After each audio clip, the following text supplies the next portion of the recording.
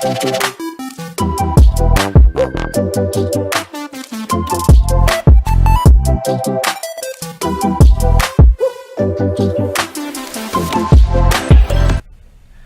back to UPress Play, a sports show produced by FEU Student Media. I'm Megan, and with me is Maddox and Morgan, and we are live streaming on OwlTV's YouTube, as well as the UPress Sports Instagram. We were here last week, so we're back again. It's nice that we're kind of in the flow of actually getting to do it consistently again. We were just kind of right before the show talking about not my classes, but your guys' classes. Yeah. So that's coming up, you said, what date? For registration? Yeah, for registration. So I actually have priority since I work for the university. So Dude. I'm registering right now. Dude, really? Come on. Casual flex. Yeah, a little bit of a flex, but so yeah, I just got a couple of core classes that I still got to get out of the way for my junior year. Is there any electives or anything that you're excited to take? In the summer, I'm taking astronomy class. Oh, that'll be fun. Yeah. Wait, intro to astronomy? Yeah. Oh, cool. Yeah. Yeah, I yeah. took that. I took that freshman year. I've always been interested in space and stuff like that. Yeah. To me, it was like very interesting. The first couple weeks was very interesting. After that, then it got very confusing for me. Starting getting in physics and stuff like that. A little bit, I guess. Yeah. It's about atoms, molecules, equations and whatnot. I just completely lost it. Yeah. But everything was open notes, so that was good. I know. That class, for me, I took it in person. It was one of the big lecture classes. Yeah, the same class. It was so easy. Our teacher, she would just let us turn in anything late, and it never was an issue. But it's crazy, kind of thinking, because I'm in the headspace of, I'm applying for jobs now and trying to land something after graduation, which this is a scary kind of point in life. So you guys are kind of lucky that you have another year. Yeah. Because it's definitely stressful. At least for me, I'm always the type of person that I like to know the next step. Yeah, what I'm doing right after this. Yeah. And now once you graduate college, you don't know. So, but we can go ahead and get into our FAU housekeeping. So as we talked about last week's show, we were talking about how FAU is getting to host the NIT tournament at home. They unfortunately lost to Dayton. It was 86-79, and Morgan, you were covering that game. I know it was kind of neck and neck at the beginning, right? Yeah, for most of the game, it was neck and neck, and I would say throughout the entire game until we get starting into the middle way of the second quarter, or second half, my apologies, and that's when Javon Bennett, the point guard for Dayton, really started to hit that three. And he hit, I'm pretty sure he hit 8 threes in that game. He made a career high in 30 points, and he had his best game in his collegiate career against us at the NIT game. Yeah. That was a big reason why we lost that game. So we couldn't really defend the three that well.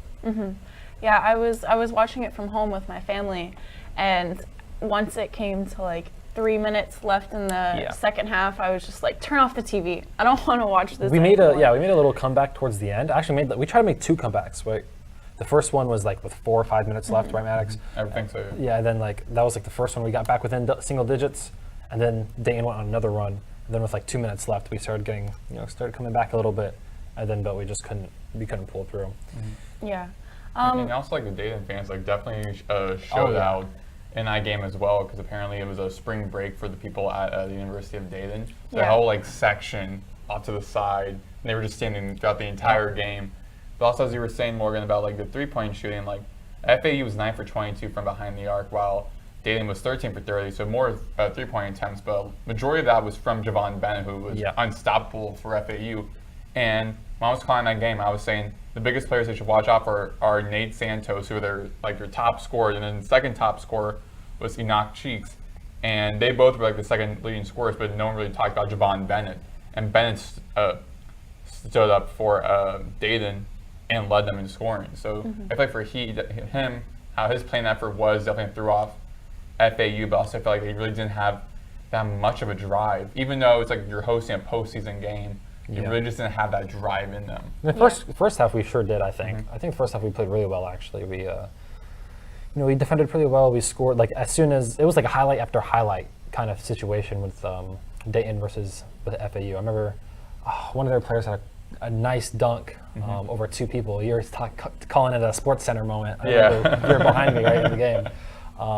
And then FAU came back right after that, and Baba hit a reverse dunk, and was it somebody else? It was Vokatitis. Yeah. Had a nice dunk. So it was like a kind of like a highlight after highlight thing. It was both 2 explosive teams back and forth until the second half, where we just lost momentum, and then Dayton just continued doing what they were doing. Yeah, I mean, statistically, both teams were pretty equal. Like, FAU shot 50% from the field, Dayton was 53, and then from the three-point line, also FAU was 40, and then Dayton was 43. And like, their assists were pretty even. Rebounding, Dayton had 31 and 30, so it really just came down to kind of the final minutes where Dayton had that run. And FAU, I feel like what they've struggled with throughout this season is I feel like they start out so hot in the first half, and then almost... They have inconsistencies. Yes, and then in the second half, it seems like there's this trend where the teams that they're playing go on like an 8-point run, and they're scoreless for about like 3 minutes. And then after that happens, they never really can kind of gain back their momentum. And I feel like that's the same thing that kind of happens again with this game. I mean, Caleb Glenn, he led the team with 18 points, which he's the team's highest leading scorer on the season, which I actually saw. I'm not sure who wrote this on the show sheet, but he's entering the transfer portal. That was me, yes. About like, when I got onto campus, about 34 minutes prior to that, the FAU Owl's Nest, the local blog for covering FAU athletics, were saying how Caleb Glenn is entering the transfer portal. And I find it kind of humorous how, because at the end of the NIT, he said, I hope everyone comes back next year, we build like ourselves as like a family, we become like a family. And so the guy who says that transfers, but before the show started, I was talking with Morgan, I was saying like, to me it kind of makes sense in a way, because when I was speaking with Caleb Glenn during the media day at the beginning of the season, he said he came to FAU because they made back-to-back March Madness runs. The head coach been in March Madness a couple times and won a championship. The assistant coach, Todd Abernathy, he was with Dusty May's coaching staff, so he knows how to get to March Madness. And Trey Carroll also played meaningful minutes for that those 2 FAU March Madness runs, so even he knows how to get to March Madness. And that's what Caleb Glenn wanted. And so the first season, granted, first year new head coach, tough non-conference, everything like that. And then they get to the NIT, which really no one really wants like pursuing the NIT, but they end up getting to the NIT, hosting a playoff game, but then they lose that game as well at the very end. So I felt like I kind of understood why Glenn wanted to transfer. I just found it kind of ironic how he said like, oh, I want us all to be like a family, and then immediately he transfers. But also I feel like that makes sense because I just feel like FAU is becoming one of those schools where it's like coaches or players come to FAU, get good numbers, have a good resume, and then enter the portal or go to another school or university. Yeah. It's just more of like, this university is more for like coaches and players to build good tape to get a new job. Because FAU's been kind of like that the past couple of years when I was here. I feel like the men's basketball is a little bit different. Like, oh, they can actually build something with this program. But after the following season, when the FAU was in the AAC for the first time, Dusty May and the Owls had a tough non-conference. They had pretty good non-conference wins, so they had a good at-large bid, but they didn't win their conference tournament. They lost in the first round, and then May goes to a new job because, granted, money talks. He's going to get paid more. Goes to Michigan. We're playing against tough competition. Then bringing in Vlad Golden, one of the FAU's top scorers. Then John L leaves, and Elijah leaves. Then like kind of secondary players leave as well. So FAU at the beginning seemed like one of those schools where, or at least the men's basketball program seemed like, oh, we could kind of be stepping away from just being that school or program where people just come to this program, have a good year, and then leave. We actually could build something, and then the second season, after they didn't do that well, didn't live up to the expectations people had, the media had, then they leave. So I feel like FAU is starting to become one of those schools again where all the programs like have a good season and then you just leave the school. Mm-hmm. I will say Caleb Glenn really did have a good year this year. The leading scorer for FAU. Leading scorer, 12.5 points, very efficient, 53% field goal percentage, 41 3-point percentage. He's going to get a good school, I think. I think he's going to transfer to a good school, and he's going to have a chance to be a quality starter or just quality player on a March Madness level team. It really depends, I think, because right here we're questioning, the next season for FAU men's basketball. It really depends on what happens in the transfer portal. Is Boba Miller leaving? Vukatitis, which I think Vukatitis is staying. I feel like personally. He'll stay, yeah. Trey Carroll, people like those, the big names like that. To me, I feel like Trey Carroll is kind of an enigma of that, because I remember seeing, because I saw on his Twitter after the season ended, he had a great picture of his uniform at FAU and said year 4, a heart emoji. I'm like, either they're saying he's excited for year 4, redemption year, or he's saying year 4, thank you FAU, I'm going to a new school. Because typically a picture like that with no color whatsoever, it kind of seems like it's not in the past. So I feel like Trey's gonna stay. Just he has one more year left, and he is married as well, and his wife goes to FAU. He has more kind of reason to stay here because of his wife. She works within the police department, I believe, at FAU, and he really highlighted how much he wanted to stay here last season after everyone left, and especially now that he's gotten to a point where he finally was able to become a starter. He got to have a season where he really did great compared to how he did in the previous seasons at FAU. So I feel like for him it would kind of make sense just finish out your last season at the same university, especially because I don't really think that if he transferred that would help his potential to go to the NBA. I mean, he did have a good year, better year during his career at FAU. So maybe he could, in a way, kind of going back to what I said about FAU is becoming one of those schools now where it's coaches and players have a good year and then immediately transfer. If he truly wants to go to the NBA, which I'm assuming he probably does, or wants to at least go to some form of pro basketball, then he probably wants to play against tough competition. That's what Elijah Martin did. That's what John L. Davis did. That's what Vlad Golan did. But they went to those bigger schools against bigger competition. And so far, all of them each having great years as well. Well, I'll ask this about Trey. Trey Carroll is I can see that hometown guy in him, because in the games, before the games, I don't know if you saw this, before the NIT game started, he was kind of waving to the home crowd. He was hyping them up. He's the guy that he looks like he loves FAU. A couple of years ago on his profile for FAU men's basketball, it said he was from West Palm Beach. Then this year it changed Port Charlotte. But I mean, I believe he is actually from West Palm Beach, so also a local guy as well. But at the same time though, 12 points per game, 52% field goal percentage, 38 3-point percentage on only 22 minutes. Imagine if he goes to a team, proves himself during training camp or whatever, becomes a starter, and he's just really good on a higher level team in a higher level conference. He could go to the NBA. If he has another good year, does that really mean if he has another good year this year, does he go to the NBA? I don't know. The FAU's never had a player drafted from to the NBA from FAU. So maybe he has a better chance going somewhere else, because if he plays well somewhere else, it's going to be a better chance. Yeah, I mean, typically when you're going from a mid-major to the NBA, you're really not going to get any meaningful minutes. I mean, unless you're from a Memphis or Gonzaga or a St. Mary's. Yeah. Or if you're from those prestigious mid-majors that have a very good brand, have historically sent players to the NBA, they have success, then you might. But for FAU, never did. And it's also, I think, just because of that competition level as well. The AAC is good competition, but how FAU also play in their non-conference, how they just play overall as a team. I don't know. Yeah, I mean, I think now that, because FAU hasn't been in the AAC for long. It's been 2 seasons. So them moving up to the AAC, I think, is going to help, not necessarily right now, but maybe for the future athletes that come to FAU, help their chances to get into the NBA or get somewhere else, because now, Conference USA, obviously the AAC is better than that.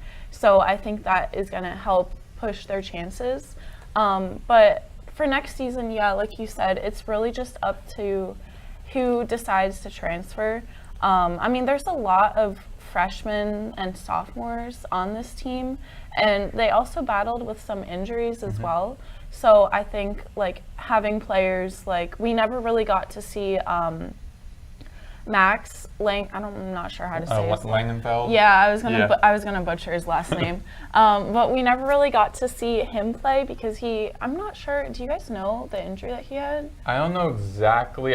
I'm assuming maybe like a foot injury, like a hand injury or something. Because he was sidelined throughout the rest of the season, but he like also played like those like end of those games where it's like a huge blowout and they just bring out like the new guys and like the freshmen in. So like they brought him in. So he also played a couple of games as well. Yeah, and then same thing with like Montas, Coach Honest. Like there's a couple of players that never actually got to play that Coach Jacobs had brought in. So I think that if all of those freshmen that face the injuries, I think that if they stay, we can kind of expect to have another, somewhat successful season.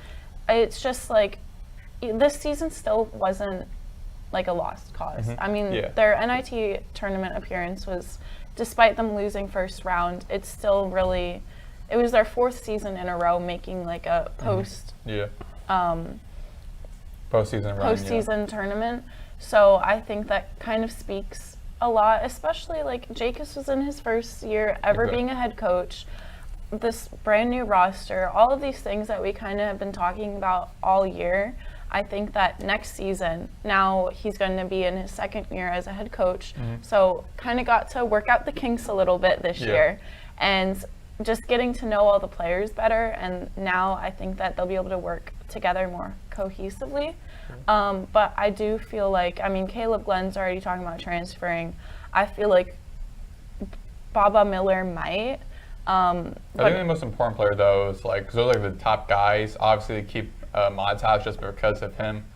Like 6-time AAC preseason, AAC Rookie of the Week or Player of the Week, and being the AAC Freshman of the Year as well. Like keep him most definitely.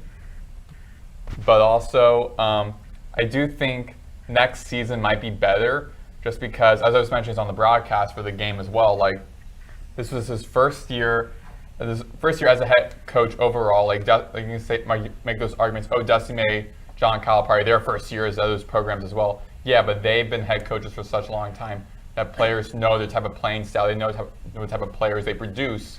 So people want to go to those programs, to those head coaches, because they know what they have.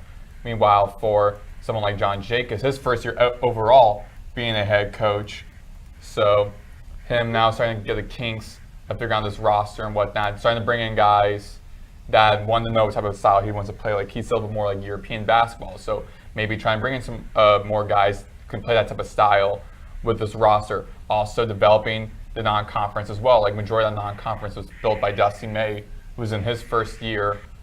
Dusty May, who right before he left to Michigan, he built a majority of that non-conference. So Jacobs will start building his non-conference to make it easy in a way where it will help his new team of new guys. Because again, he got all these players, all of them together about a month before the season started. Then they had to play in 2 back-to-back tournaments, but they had very little time to actually know each other more and try to develop and figure out what they want to do as a team. Because Jacobs said at the beginning of the season, the first couple of weeks, couple of games, I'm going to switch all the lineups every single game because I just want to see what fits. No other team really did that, and he did all that while having them go on a 6-0 run late in the season to then going onto that postseason, getting to the postseason as well. So he did all of that. There is, again, I feel like FAU fans will be kind of spoiled in a way from seeing the back-to-back years in the postseason run. But with someone like Jacobs, if he stays long-term and building the type of roster and the type of playing style he wants, I feel like FAU could have a bright future ahead of themselves. I'd say this, even if Trey Carroll and Baba Miller both leave, I think what really matters is if most of the sophomores and freshmen don't leave. Yeah. Because like I said, I don't know if it was last episode or a couple episodes ago, I think it was last episode, where I was saying how most mid-majors that are successful and make some noise, especially in a March Madness tournament, all the players have been developed for at least a couple of years. So, if FAU can do that with Moretti, Vukatitis, Vanterpool, Moretti. Those guys can like become juniors and maybe even seniors with us, and they're going to be developed by somebody who's developed NBA players before. Yeah. And then that's kind of the vision. Not losing the young guys is what's most important for this offseason and for the short-term and long-term success for John Jacobs FAU. Yeah, I completely agree. But getting off of like FAU men's basketball, for women's basketball, Maya Perry reportedly is in the transfer portal. We kind of had talked about, I feel like this isn't really shocking that she did enter it. And her agent had told this reporter for 1-3 that she intends to enter it. I guess she hasn't quite yet. So I'm not sure what schools she'll be looking towards. It would be kind of cool if, like, full circle, if she ended up going back to Ohio State. Yeah. I don't know if that's her intentions, but I think that for this team, it's really, like, we're talking about how the men's team can still kind of keep some of, like, the freshmen and sophomores and still have a successful season. But for the women's team, it's going to be a lot more difficult for them to kind of generate success next year, I feel like, just because they've had this stretch of just extremely poor performance. And now with Jada Moore is graduating, now Maya Perry is entering the transfer portal. And those were really two key players that kind of helped propel them to success in the games that they did win. And even, especially Maya Perry, I mean, she was their leading scorer, and she helped them even in the games that they lost. Like, she was the reason that they came somewhat close to winning. So I mean, how much of a challenge do you guys think it's going to be for them to build a successful team, not even next season, but just like in 2 or 3 years? Well, I feel like I feel like it'd definitely be challenging, especially seeing if like Jennifer Sullivan's either going to stay with the team or might be let go. Because if she is, then if she goes like another school as like an assistant and whatnot, with some of the players from FAU want to follow her to that school, like we don't know.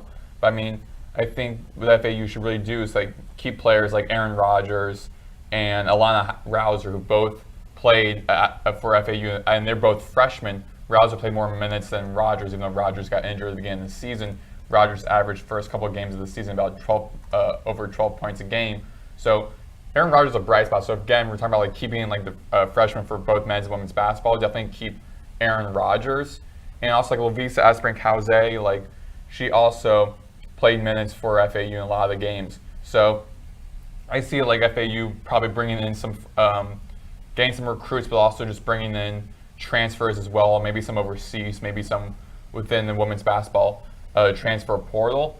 But I think if you're just talking about like how to rebuild a team, I think all it just centers around like who will be at the helm of the basketball team. Yeah, it's kind of surprising that they haven't like said anything about Sullivan. I don't know. I thought that after like a week after the season, they would kind of be like, she's out of the door. So I don't really know what is going on with that. Did actually get her contract from Public Records, so I had to go through that and look through it. But yeah, it's just, I feel like it's going to be hard for them to even bring in transfer players. So they kind of are going to have to focus on like these freshmen that want to come to kind of get some college experience, who likely might transfer after their first season. But it's a way for the freshmen to get their foot in the door when it comes to the collegiate like side of sports.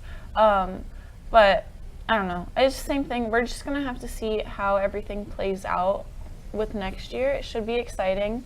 And now off of our complete topic of basketball, we'll stay in the FAU realm, but the FAU hockey team actually just won the national championship. So congrats to them. They beat High Point University. It was 5-2, and that was yesterday. So they really, I mean, they had an incredible season. And now they're going to be moving up to Division I, and same thing, D3 will be moving up to D2. So congrats to them. I mean, That is the big fella, a Littman. huge deal for them, and I'm sure that I think that, as we talked about last week, it'll help them to kind of start generating some attention. Yeah, I mean, from like the university. the new president for FAU, Adam Hasner, he retweeted on Twitter saying congrats to the team, as well as actually the Florida Panthers as well. Yep. So shout out to FAU as well for winning their national championships. We're also getting so FAU is also getting recognition from the reigning champions right now in the NHL. So that's also bringing some more spotlight to the hockey club. So I feel like with the new president coming in, understanding like how big of a market the hockey club is, as well as like the local team that's a national champion in the NHL, them also bringing recognition to not just like a hockey team, but like a hockey club is also very inspiring to see. Yep. Southeast Florida is big in hockey right now. Which I still don't get why. Yeah, it's so funny. I still don't get why. Why? Isn't the last 3 championships been for the NHL? Yeah, it's been Florida teams. because Yeah. the Lightning won twice. Yeah, Canadians are rolling right now in Canada right now, being like, dude, we invented the sport basically, and the last 3 champions have been Florida teams. Yeah. And Florida's never seen snow. No, it's awesome that they won it. This is actually the first national championship ever for Florida Atlantic in any sports, which is awesome. I just it's really cool how it started getting big like this year and last year, and then boom, they already won the national championship. Yeah. Oh, it's a D2, so a lot of people are going to be like, it's just D2, whatever, but it's still a big accomplishment. Yeah, I mean also like for like the student TV station as well, for OwlTV that's helping us. We're using their studio for this. You're also going to those games and promoting the hockey club as well through YouTube live streaming every single game as well. It's also bringing that spotlight as well to FAU. Yeah, so when their season starts next September, you guys will be able to watch all of the games live streamed through OwlTV's YouTube channel, which is really convenient because a lot of the games are half an hour away. So that's definitely one reason why it kind of struggles to generate some, I mean, I know people like go out to it, but the drive is a little far. If there was like an on-campus hockey rink, people would go to them more often. Yeah. So yeah, for sure, the 30-minute wait is definitely 30-minute drive is definitely adds to it. But yeah, I mean, South Florida is a strange place, and the fact that it's becoming like kind of a hockey hub almost. It must be weird for you from someone from Michigan being like, Florida like hockey mecca right now. Oh, I'm from Orlando. Oh, you are? Oh. No, I'm not from Michigan. A lot of people, Wes, our advisor, he's always like, whenever someone new comes in, he's like, oh, she's from Detroit. I'm not. I just have family up there. He always does. He always like cancels out people. I remember one time we did like a staff meeting when I was a sports editor, and this new person was like coming in, like sitting down, like being very quiet. Wes stops the meeting and goes, hold on, does everyone know who this person is? And all of a sudden have them introduce themselves while we're in the staff meeting. I'm like, dude, you don't have to do that. Yeah, no, it's really funny. We have, he likes to call people out and just like stop everything and be like, introduce yourself. Or I'll walk in and there's new people and he's like, introduce yourself to these people. I'm like, He'll also like randomly run for no reason. Like there'd be times I was speaking to him and then all of a sudden he would like stop and like run out the door, like dart full speed. Yeah, well when I left the newsroom to come here today, I walk out and he's like, thank you, Megan. I'm like, for what?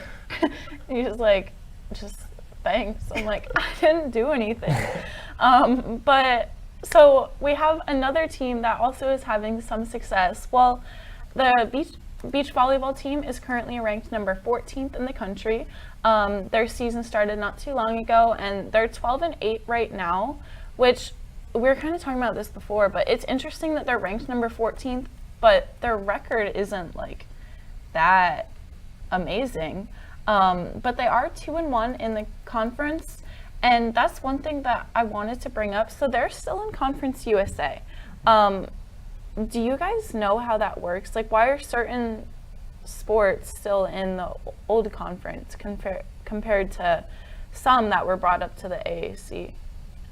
So that's actually a thing with every single college. Not every single college, but a lot of colleges, not every single sport is in a specific conference. That could be for, I don't exactly know. That could be because maybe lower tier colleges, for example, have a really good baseball team, so their baseball team's in a better conference than their other sports, or it might be the opposite, right? A decent college might have a little bit lower tier hockey team, so they're not in Division One. Yeah, like I know for believe like women's lacrosse or something, the University of Florida, which is at SEC, they play in the American. With FAU and Charlotte and a couple other teams, as well as other schools like James Madison and whatnot. It's like different schools from different conferences play against each other. But going back to what you were saying, Megan, about like number 18 being for 12 and 8 being number 18, I like this up. So there are 101 NCAA varsity beach volleyball programs across all like divisions 1, 2, and 3. So out of like 101, there are 18 out of 101. So not really, again, obviously big accomplishment for them being ranked in general. But also, like, think about the whole magnitude. It's not like over against like 300 programs over like just 101. So a little bit smaller margin. So that's because you're just questioning like why 12 and 8 and number 18 or 14. 14. Yeah. Yeah, I mean they have had some good wins against ranked teams. Like they beat at the time number ranked 14th Washington. They also beat FIU, who was ranked 17th, and then they also beat Georgia State. That all started the season. Yeah, to start the season, they completely won the whole entire Tampa invite, and they only have one home tournament. So for beach volleyball, it's a lot different compared to like the other sports. Their games they only play in tournaments, and then obviously they're all like back-to-back games. They'll have like two or three on the same day. Like their next one coming up is at FSU, and they have 3 games on Saturday, which that must be exhausting. I mean, playing in the heat and sand, and beach volleyball is definitely like a very taxing sport.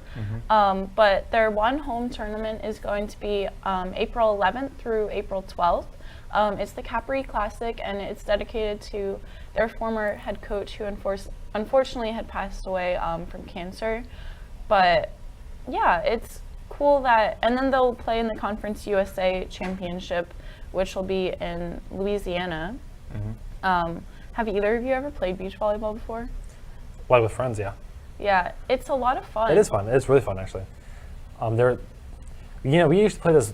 This is going to be a little bit off topic, but we used to play with this like, big bouncy red ball, right? It's huge, right? It's like the size of your body, and we used to just like play volleyball, but with just that. And it's really funny. Like you just hit it, you spike it down, hit somebody's head, and go, and it just launches up in the air. So that's like my best experience with beach volleyball. I think also like if you want to show support for the women's beach volleyball team as well, they play at the FAU Beach Volleyball Complex, which, if I recall, that is right behind the tennis courts, which is behind the Eleanor R. Baldwin Arena, which is off to the side of the volleyball complex, and the tennis courts are off to the side of the softball stadium as well. Yeah, it's right behind the track, and it's also right by the rock climbing wall. Yeah, which I honestly like. I still keep forgetting FAU has a rock climbing wall. I keep forgetting. Could like I just go there and be like, I want to climb? No, they have open climb like certain days. You just sign Seriously? up. Yeah, is it free? I've done it. Yeah, it's Bro, I want to do completely free. It's so much fun, and then there's like different like levels to the walls. So there's like the easier one. Yeah. And then you follow like the Is track. it hard?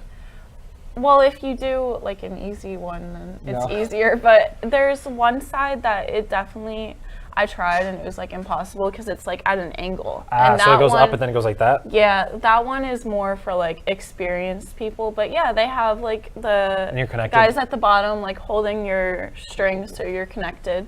And then you get to the top, you ring a little bell. And then you can see like the whole, like the view is incredible. Yeah, you can see the whole campus, the airport, like. That's really cool. Yeah, so any FAU students, the rock climbing does have like open climb, and then there's also the, like, I'm not sure exactly what it's called, the rope course thing, where you can walk across like a pole. You can do, I don't know, it's fun. There's definitely a lot of opportunities at FAU, but if if you're a club or student organization wanting to promote an event you're hosting, or you just want to promote yourself, DM UPress Sports on Instagram with a 3 to 4 sentence paragraph and we'll read it live on air.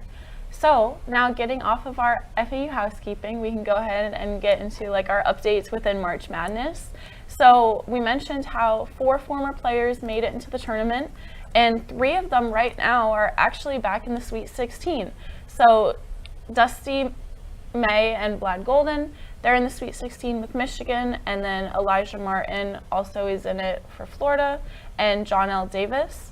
Nick Boyd at San Diego State did unfortunately lose in their first game, but it's exciting that these former players like are getting to be back in the tournament, as you know, they're familiar with it, so that definitely helps. And John L. Davis, I mean, we were talking about how out of the 4, he's kind of the one person that kind of struggled a little bit with this new team. But having a good couple of games. Yeah. He has. It's funny how it's almost like he's like, okay, yeah, it's March Madness, I have to like lock in and this is my time. Because when they played against Kentucky, he had an 18-point game, and then he had a 3 with like a minute and a half left that set them up by 4 points, which really helped them to propel them to success. Yeah, actually, I don't think, wait, was that against Kentucky? Wait, for this tournament?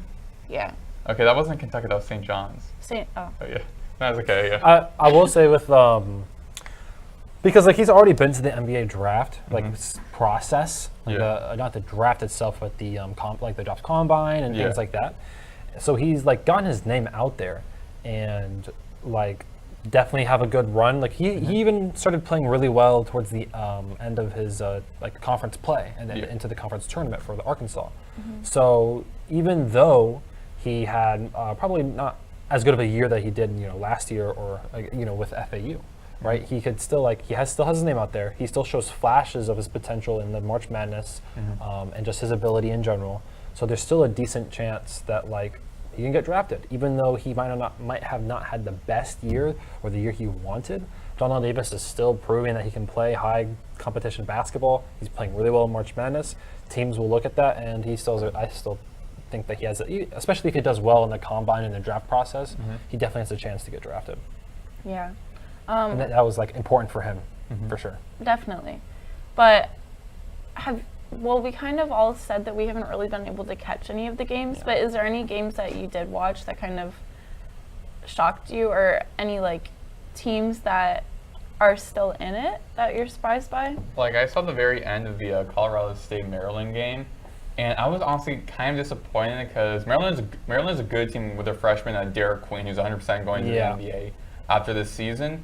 But I was like, because I mentioned this right before we started the show, saying like, even though I didn't pay that much attention to the game just because I was covering games and whatnot for a couple of classes, for the ones I saw from the results I've been seeing, I mean, honestly, it feels a little bit dull like this year compared to last year, because there's only one double-digit seed, and that's John L. Davis and John Calipari's Arkansas. And so like, I was really kind of rooting for Colorado State to like kind of upset Maryland, because like such a close game at the very end. They were up 71-70 with like, I think like 3.8 seconds left or something. So such a close game. I was like, okay, let's have like at least one like really good upset, bringing like the March Madness, and then I think like Derek Queen goes for like a travel for the game-winning shots. Like, yeah, Colorado State. I remember it was a funny statistic. Colorado State, they made 1 3 in the entire second half, and then the guy gets the ball. And I was talking to my friend, because I watched the ending of the Colorado State and Maryland game, right? And I was like, oh, he's gonna hit the 3, he's gonna make it. He's like, no, they've been missing all game, man. And sure enough, he hit the 3, and we were both going crazy. Derek, when I watched it and I watched it again, I don't think Derek Queen traveled. I think he put 2 steps, and on his 3rd step, his second step was still on the ground, and he jumped, and it looked like he took a 3rd step, but he jumped. So that second foot was a pivot foot technically. So he didn't travel, in my opinion. And then he made the nice bank shot for the win. That was the best game. That's easily the best game so far in March Madness. I actually watched a little bit of the Maryland. I actually watched most of the Maryland. Where is it? Of the Maryland game. Maryland, who did they face? Grand Canyon. Thank you. No. The 32. Where is that? 32. The round of 32. Oh yeah. That against Colorado State. Michigan against, my bad, Michigan against Texas A&M. My apologies. Okay. I watched most of that game, and Vlad has had a good year, good everything, good March Madness. He played really well in this game. He had the most blocks, and I'm pretty sure he had the most points, I think. Vlad Golden, I'd be very surprised if he doesn't get a chance in the NBA, especially after this season. Vlad is just one person I was speaking to for one of the games I was covering for baseball who was running replay. He was saying, like, Vlad is good with, like, his height and, like, length, and shooting and everything, but of him not being that big of a scorer will be a problem because the NBA now is, like, very, like, high-scoring offense. Like, typically it used to be, like, centers for, like, just defensive guys. Now it's, like, everyone's expecting the centers to also play well and scoring as well.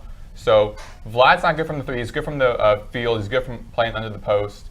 But I don't think, especially with his size and length, because he's a 7-footer. Yeah. I don't think that it's necessary for him to be a beyond the arc shooter or a perimeter shooter, because there are still a lot of big men who aren't. Yeah, I mean, but there's guys like Wembanyama and like Giannis Antetokounmpo who both are like around 7 feet, over 7 feet tall, and they also can like shoot beyond the three. But now it's like with the NBA, it's like centers are also expected to shoot. Like the NBA is more offensive heavy than defensive heavy now. Yeah. And so now it's like you're expecting your centers to score well. So like Vlad's having a good year this year and playing, I believe it's like averaging about 12 or 13 points a game for Michigan, being one of their top scorers.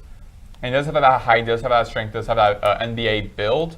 But I think maybe just because of him not being too much of a scorer, I don't know if that many NBA teams will be kind of fixated on that. But I do still see him possibly being like a this season really is going to help him. Yeah, he's averaging 16.8, and he just had 23 in their last game. Yeah. So he really is showing now, at least this year, more so than he showed at FAU, that he can score. And yeah, it's still, he's scoring in the paint, but it's like he's a center who can shoot, and that's going to help his chances with the NBA. Because like you're saying, it's really changed a lot just since, I mean, we're all like the same age, even since we grew up like watching the NBA. Yeah. It's changed a lot, and it's become a lot more offensively heavy. And it's, like you said, it's a shame that Victor Wembanyama got out for the season, because he's such an incredible player, and then that kind of like shot the Spurs. That's so sad. Yeah, it like shot the Spurs kind of chances for this year. But yeah, and even Elijah Martin, I mean, he's doing great with the Gators, like, and he had 18 points in their recent game where they beat UConn, and I think that they're like a team that I definitely see going to the Final Four. Exactly. Yeah. And they're like the one team that I'm really confident in making it there. And yeah, it's just kind of like this year the tournament's kind of just going like how everyone like expected it based off the seeding. Yeah, the seeding is, the higher seeds have definitely won it most of the time. I mean, all of the 1 seeds are still here. Almost every single second seed. There's only 1 second seed that got eliminated. And I mean, really, when you look at it, there's a possibility that you have Auburn, which is a 1 seed, Duke, 1 seed, Houston, 1 seed, and Florida, 1 seed. They could all make the Final Four. I don't think that's going to happen. I think it has not happened. I don't think it's ever happened where there are all 4 1 seeds. I think the last time that happened was like either early 2000s or like the late 1990s. The last time like that happened, where all 1 seeds made it to the Final Four. Yeah, but speaking of the Final Four, I guess we should go over who we think. You know, out of the Sweet 16, all the teams in Sweet 16, who do we think make the Final Four? Yeah, there was, sorry to interrupt you, but it was only one time in 2008 when all 4 like number 1 seeds made it.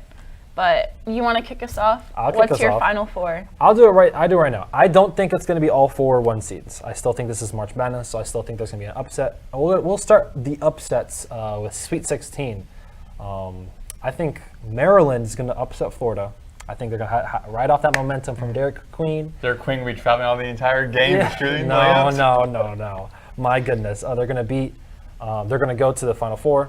They're going to face Auburn. And then I'm going to have both number 1s from the other side. I'll have Duke and Houston face each other in the Final Four as well.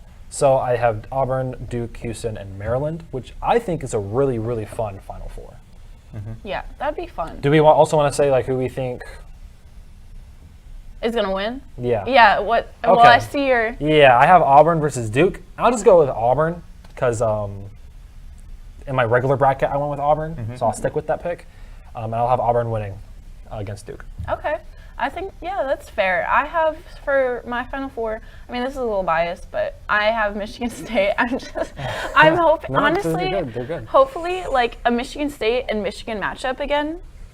That'd be pretty cool. That would be fun. And then, you know, That'd be really if fun. we win for the third time, like, that'd be sick.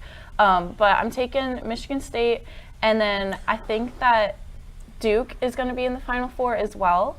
And then on the other side for the West and Midwest, I have Florida, which I actually have them winning the whole thing. Gotcha. Just how they've been playing this whole year, I really think that they have the chance to win out. So we'll have to see if they take Maryland or if Maryland kind of pushes through. And then for the other side, I have Kentucky in the Final Four as well. Yeah. All right, so for me, I have Michigan getting to the Final Four, going against Florida in the Final Four. So Dusty May, Vlad Golden, Elijah Martin rematch. That'd be really sick. That'd be That would good be television. And then I think also, like you were saying, Morgan, it'd be Duke and Houston. I mean, I feel like they're both the strongest seeds in the East and in the Midwest region of the bracket. I mean, I really don't see Tennessee. I could see them facing Houston facing against in the Midwest regional final, just because Tennessee is such a good defensive team. They have great shooters. Zakai Ziegler, he's going to the NBA for sure. Igor Milicic, I believe, is also probably going to go to the NBA. But like they have a lot of great scorers on that team. Gainey as well. But I feel like Houston is just also a good shooting team, good defensive team. So I see Houston and Duke. Duke looks like all around like equal team. Same with Florida. And I think possibly for the championship will be Florida, Duke, and I could see Florida winning the championship as well. Hanging that banner. Then we all just go to Gainesville and celebrate Elijah Martin and be like, yeah.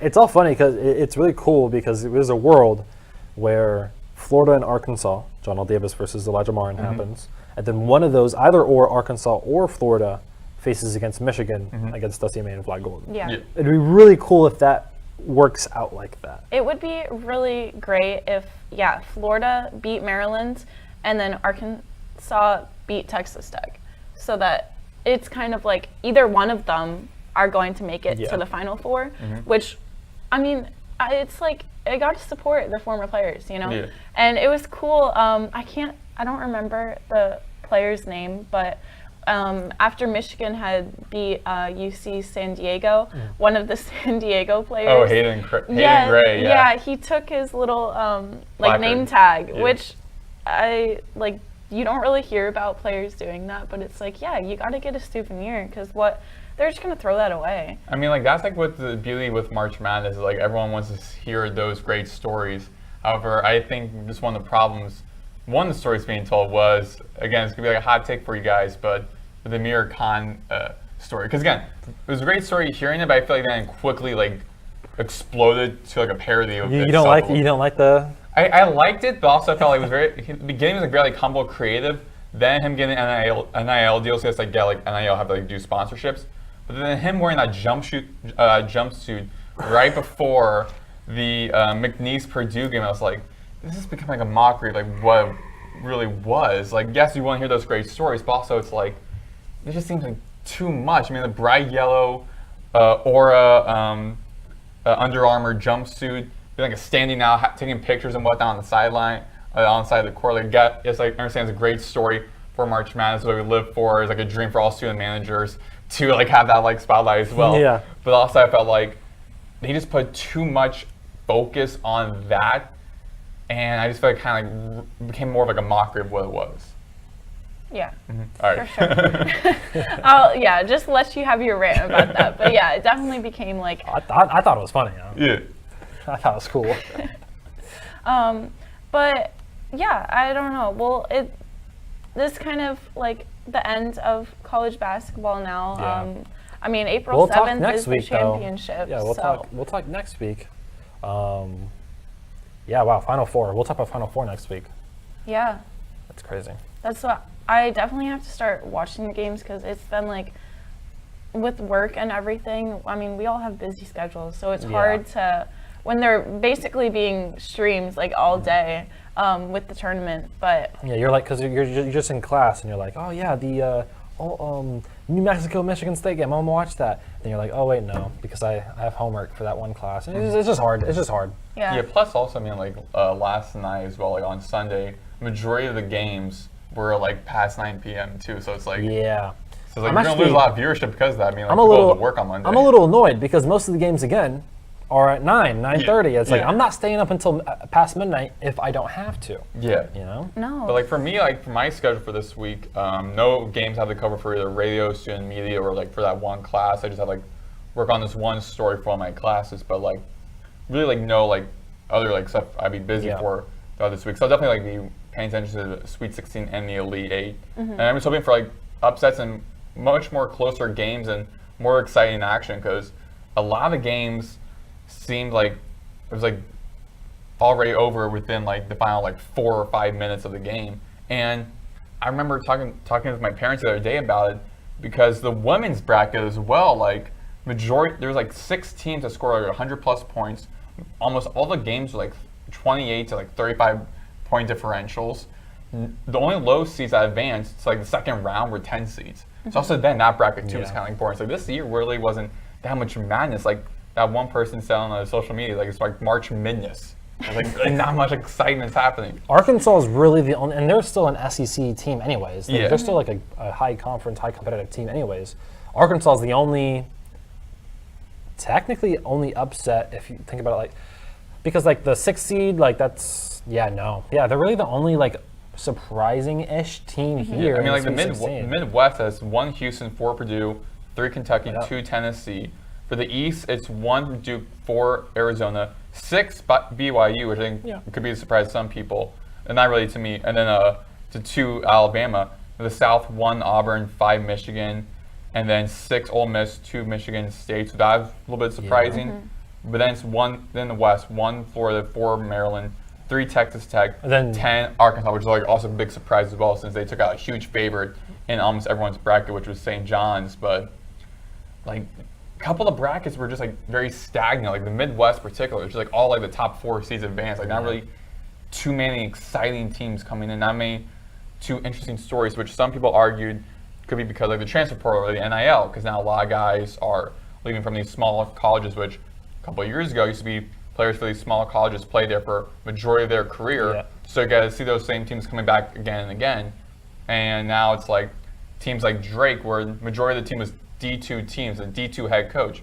Now the D2 head coach is now, I believe, coaching, I think it's like either Texas or someone, not Texas, but like I forgot what school they're coaching, but like the Drake's head coach is now going to another school as well. So and they got Will Wade for McNeese, who him and Amir Khan both going to NC State. So like coaches from smaller schools are going to big schools, and now you got some players from those schools like Drake and McNeese are going to be entering the transfer portal and are most likely going to those bigger programs as well. So like I feel like the transfer portal also kind of hurting March Madness and the madness in itself a little bit, because a lot of the players on a lot of these teams right now play at small schools and now are subbing playing these big programs, and now you're not really seeing those small schools making those steep runs like we saw a couple years ago with like FAU and I'm trying to remember one of the other schools like FAU, like them making that long run in the tournament because a bunch of like players that really not many people heard of. So like that madness. Now it's like because like these big programs are making it. You're gonna have people, you're gonna have people who are like playing in Montana State College, right?